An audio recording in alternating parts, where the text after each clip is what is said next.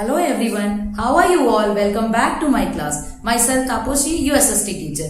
Today we are going to start our new chapter, that is chapter number 13, the Mauryan dynasty. बहुत सारे students ने मुझे बार बार कहा madam we are very curious to know about the Mauryan dynasty, तो जल्दी से इस चैप्टर को पढ़ा दो. So without wasting the time let's start. लेकिन मौर्यन डायनेस्टी में जाने से पहले थोड़ा सा हम पीछे चलते हैं ताकि हम मौर्यन डायनेस्टी को जोड़ पाएंगे कि मौर्यन डायनेस्टी किसके बाद आई थी. आपको ध्यान होगा कि लास्ट चैप्टर में लेसन नंबर 12 में हमने जनपद एंड महाजनपद के बारे में पढ़ा था, जिसमें मगध सबसे स्ट्रॉन्ग महाजनपद था. और मगध में सबसे पहले जो डायनेस्टी आई थी वो थी हर्यंक डायनेस्टी. हर्यंक डायनेस्टी ने 542 बीसी से 412 बीसीई तक शासन किया. हर्यंक डायनेस्टी में जो शासक आए थे, ध्यान करो, वो थे बिम्बिसार, अजातशत्रु और दर्शक. उसके बाद जो डायनेस्टी आई, दर्शक को जिसने हराया वो था शिशुनाग. शिशुनागास डायनेस्टी आपके 413 बीसीई से 344 बीसीई तक शासन किया इसने.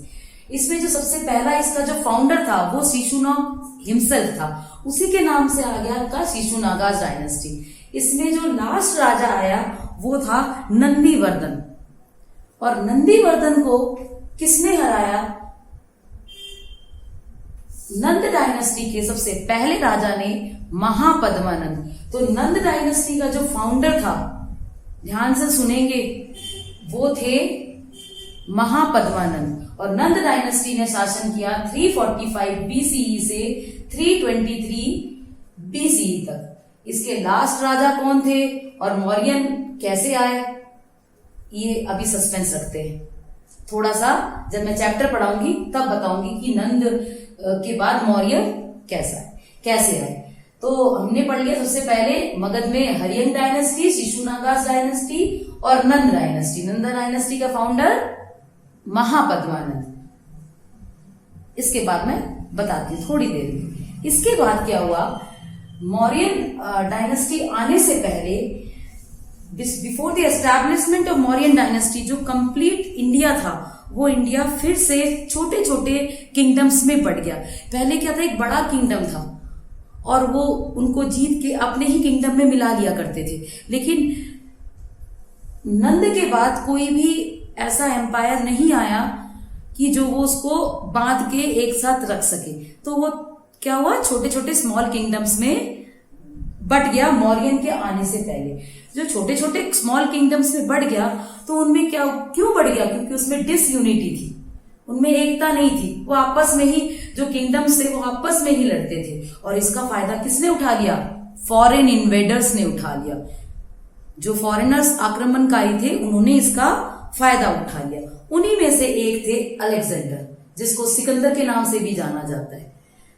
उन्होंने क्या किया, वो बहुत एम्बिशियस ग्रीक रूलर हुआ करते थे और वो धीरे धीरे बहुत एम्बिशियस थे और वो धीरे धीरे इंडिया की तरफ आने लग गए. वो इंडिया में कहां से आए? हिंदकुश पर्वत को पार करते हुए, आपके इंडस रिवर को पार करते हुए वो इंडिया में आ गए. और he fought his way through on 326 BC.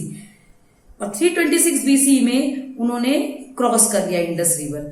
आने के बाद हमारे इंडिया में पोरस को हराया, जिसको पुरु के नाम से भी जाना जाता है. अलेक्जेंडर ने पोरस को हराया. अलेक्जेंडर किसका बेटा था? अलेक्जेंडर फिलिप का बेटा था, जो मैसिडोनिया का राजा था.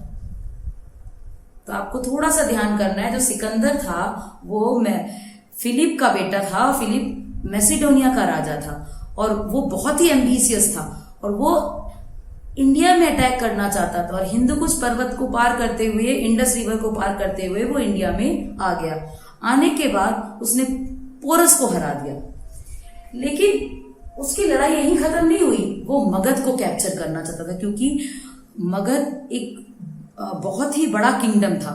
तो वो मगध को कैप्चर करना चाहता था, लेकिन वो मगध को कैप्चर नहीं कर पाया और वो बीच में वो बीमार रहने लग गया. तो जाते जाते ग्रीस लौटने से पहले उसने क्या किया, जो भी उसने जीता था, टेरिटरीज जो भी उसने जीती थी, वो उसके गवर्नर्स को उसने बांट दिए. गवर्नर्स मीन्स राज्यपाल, आप ले सकते हो उस टाइम शासक, उसको बांटते हुए वो ग्रीस में लौट गया।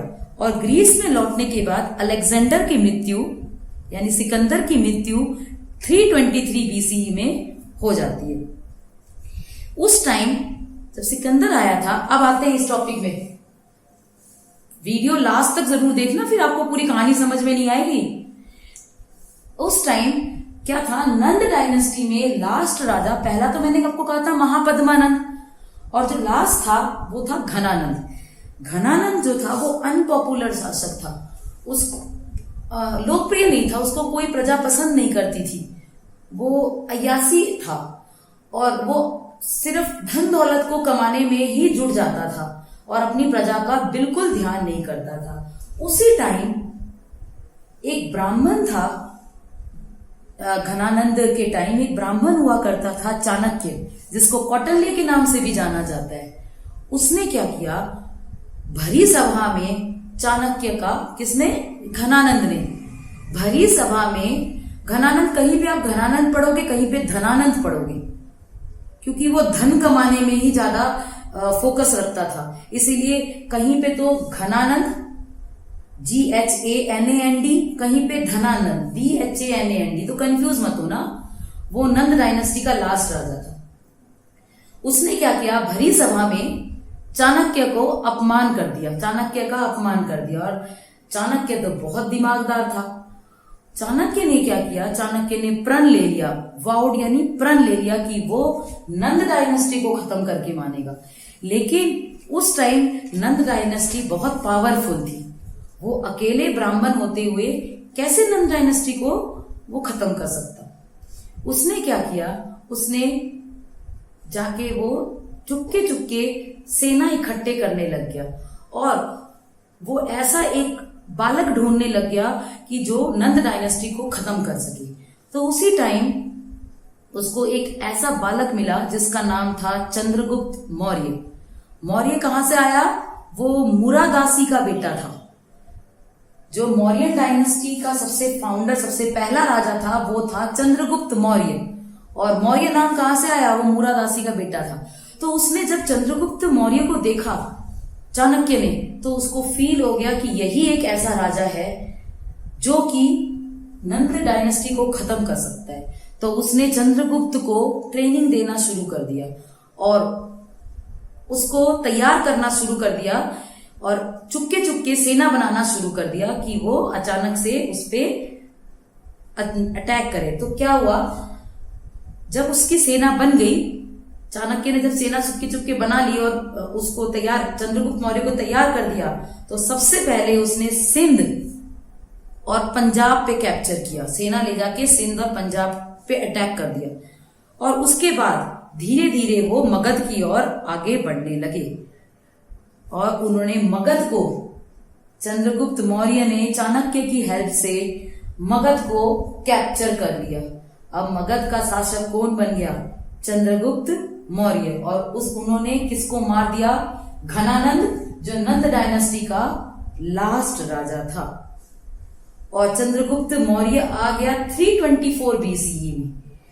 और चंद्रगुप्त मौर्य के बारे में हमको ज्यादा नॉलेज नहीं पता, फिर भी मेरे को जितना पता था मैंने आपको बता दिया कि वो मुरादासी का बेटा था, लेकिन ज्यादा, इससे ज्यादा नॉलेज उसकी अर्ली लाइफ के बारे में हमको पता नहीं। और चंद्रगुप्त मौर्य ने चाणक्य को अपना गुरु मान लिया। सारा जो पॉलिटिकल एडमिनिस्ट्रेशन था, प्रशासन था, वो आपके चाणक्य के ही देख रेख में चलता था, जिसको कौटिल्य के नाम से भी जानते हैं। तो यहीं से हमारी स्टार्ट होती है मौर्यन डायनेस्टी। अब तो आपको इंटरेस्ट आ गया होगा, चलते हैं आगे। मौर्यन डायनेस्टी टोटल, जो पूरी मौर्यन डायनेस्टी थी, वो 321 बीसीई से 185 बीसीई तक मौर्यन डायनेस्टी ने मगध के आसपास या मगध पे उन्होंने शासन किया।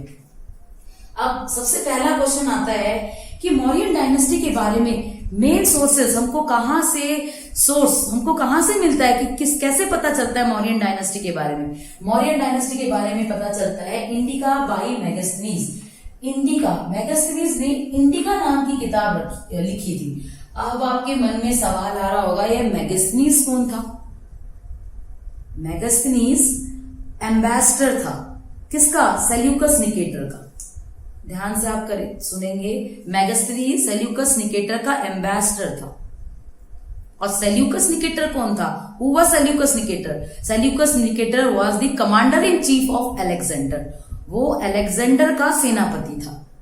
तो सेल्यूकस निकेटर ने मेगास्थनीज को भेजा था और ये कोर्ट में मेगास्थनीज कोर्ट में बैठता था, सभा में, राज्यसभा में, चंद्रगुप्त मौर्य के राज्यसभा में। तो उसने इंडिका नाम की बुक में मौर्यन डायनेस्टी के बारे में लिखा है। Set clear? आपको कोई भी चीज क्लियर नहीं हो तो आप कमेंट बॉक्स में लिख सकते हो। आप अपना फीडबैक जरूर कमेंट बॉक्स में दीजिए। एक तो आपका मेन सोर्स क्या हुआ? Indica by Megasthenes. दूसरा आया कुरान से पता चला। बुद्धिस्ट और जैन लिटरेचर, जो बुद्धिस्ट और जैन लिटरेचर से उनसे पता चला। कौटिल्य में चाणक्य को ही कौटिल्य कहा गया। कौटिल्य की फेमस बुक थी अर्थशास्त्र, जिसमें उसने पॉलिटिकल एडमिनिस्ट्रेशन और कई सारे उनके सोसाइटी के बारे में ये सारा कुछ उसने अपनी बुक में लिखा था। तो कौटिल्य अर्थशास्त्र में भी मौर्यन डायनेस्टी के बारे में, मौर्यन एम्पायर के बारे में पता है। उसके बाद आता है अशोका एडिक्ट्स। एडिक्ट्स मतलब होता है खुदाई करके जहां लिखते हैं। तो अशोक ने रॉक और पिलर में कुछ खुदाई करके लिखे हुए थे, रॉक और पिलर में। तो उसको कहते हैं अशोका एडिक्ट्स। अशोका एडिक्ट्स और इंस्क्रिप्शंस ऑन स्टोन पिलर्स और रॉक और स्टोन पिलर में जो इंस्क्रिप्शन करके लिखे हुए हैं, ये मैं कुछ पिक्चर से दिखा रही हूं, देखिए, रॉक्स के ऊपर और इंस्क्रिप्शंस के ऊपर। इससे भी हमको किसके बारे में पता चलता है? आपके मौर्यन डायनेस्टी के बारे में। रिमेन्स ऑफ मॉन्यूमेंट्स, जो मॉन्यूमेंट्स हमको मिले हैं, उसके जो अवशेष मिले हैं, उनसे भी हमको मौर्यन डायनेस्टी के बारे में पता चलता है। तो ये सोर्सेस ऑफ इंफॉर्मेशन है। ये क्वेश्चन आपके बुक में भी है। अगर आपके बुक के पीछे क्वेश्चंस भी नहीं है, अगर आपके बुक के अंदर से भी आता है, तो भी आप पूरी वीडियो देखेंगे तो आप कोई भी क्वेश्चन आसानी से कर सकते हैं। तो ये तो हो गया आपके सोर्सेस के बारे में। नेक्स्ट आप देखिए क्या था वो। He said that the king gave Megasthenes, जो एम्बेसडर था सेल्यूकस निकेटर का। एम्बेसडर का मतलब होता है राजदूत, जो कि उसके कोर्ट में बैठा करता था। उसने कहा, उसने शायद अपनी बुक में लिखा होगा, किंग दर्शन देता था राजा को, किसमें? पैलैंक्विन में। इसका मतलब पालकी में बैठ के वो दर्शन देता था अपनी प्रजा को। और बहुत ही, चंद्रगुप्त मौर्य बहुत ही अच्छा राजा था। प्रजा उसे बहुत ही चाहते थे। वो प्रजा के बारे में भी सोचता था, घनानंद की तरह नहीं था वो। और ऐसा भी माना गया है, वो अपने पर्सनल जो गार्ड है, चंद्रगुप्त मौर्य अपने जो गार्ड्स रखता था, वो गार्ड्स वुमेन हुआ करती थी।